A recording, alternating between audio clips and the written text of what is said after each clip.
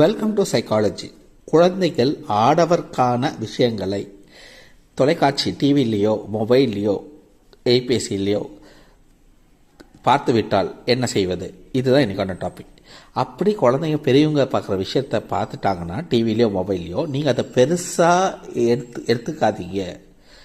அதாவது மனசளவில் சொல்ல, நான் பெருசாக எடுத்துக்காதீங்கன்னா சீரியஸாக எடுத்துக்காதீங்கன்னு சொல்ல. அவங்கக்கிட்ட அது ஒரு பெரிய விஷயம், முக்கியமான விஷயமா காமிச்சிக்காதீங்க.